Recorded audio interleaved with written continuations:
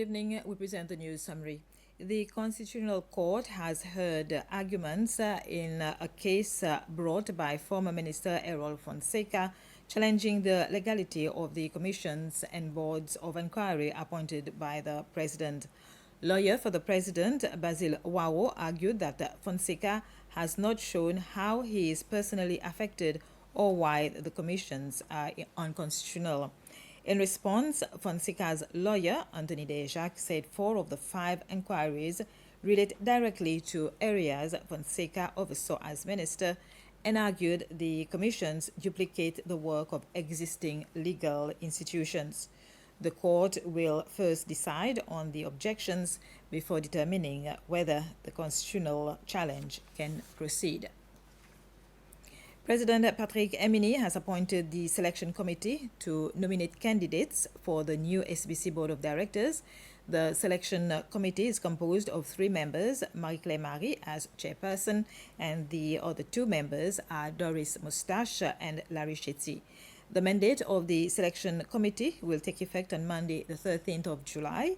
It will identify 7 candidates who will be submitted to the President, who will appoint 4 to sit on the SBC Board of Directors, the Media Commission, the National Assembly, the Civil Society Platform, and the Interfaith Council of Seychelles. Each will appoint a representative on the Board of Directors. An SBC staff representative will also sit on the board. A delegation led by the Minister of Environment, Climate, Energy and Natural Resources, Marie-Mé Jérémy, visited the site of the 5.8 megawatt floating photovoltaic installation project in the Providence Lagoon this week. The multi-million-dollar project was scheduled to be completed and commissioned last month, but due to the US-Iran war, it has been delayed and will now become operational in December this year. Once completed, it will be connected to the PUC's electricity grid. The project developer is KS Seychelles, the branch of a French company, and the contractor is Tyler Smith. Since March, we have started to deploy 180 anchors all around the lagoon, which will be used to anchor the project in place. So we have started these from March until April to lay the 180 anchors. And then from April until beginning of June, there was no work because we were waiting for material to arrive because it has been affected by the war and all this disruption happening in the region. And then since June until mid of June, we have done our preparation work to start the mechanical work and BV floating assembly. And then from mid-June until now, we are progressing, as you have seen today. And we reach until now 10% for the mechanical assembly, and we are 26% of the whole construction. How many solar panels are you expected to use for this project? It's 10,000 modules. We are exactly using 9,980. The Committee on Government Assurances of the National Assembly has expressed dissatisfaction with the progress of the ongoing renovation of the Pointe-Larouille Secondary School. The chairman of the committee, Philippe Morty, made the statement after members of the committee visited the school this morning. The committee also inspected the proposed re-roofing project at the Pointe-Larouille creche. The continuation of the renovation works at Pointe-Larouille Secondary School will cost 2.1 million rupees, while the re-roofing of the Pointe-Larouille creche 2 million rupees. We are satisfied with what we have been provided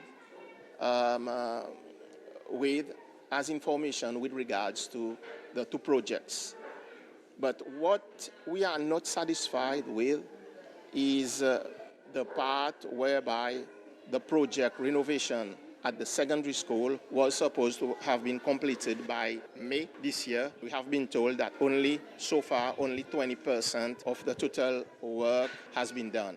Now we have been told that a process has started to bring on a new contractor on that particular project.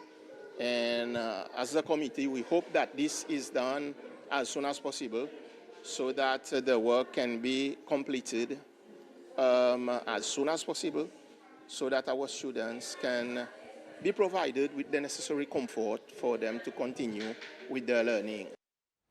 The Ministry of Health has recognized the dedication and service of emergency medical technicians as Seychelles marked the 25th anniversary of the establishment of the Emergency Medical Technician Service.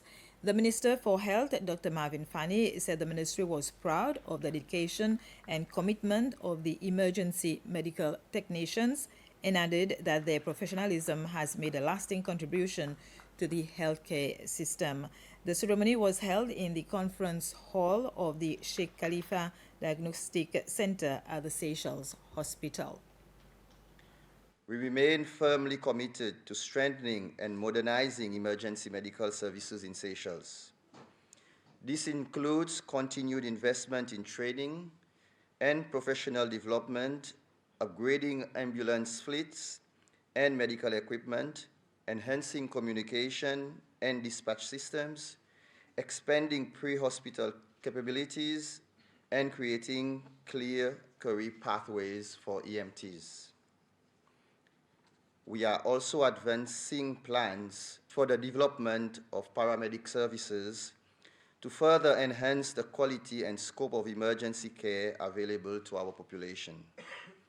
Our vision is clear: a modern, responsive, and highly skilled emergency medical service capable of delivering world-class pre-hospital care to every person in Seychelles whenever and wherever it is needed. And this was the news summary. More news at 8 p.m.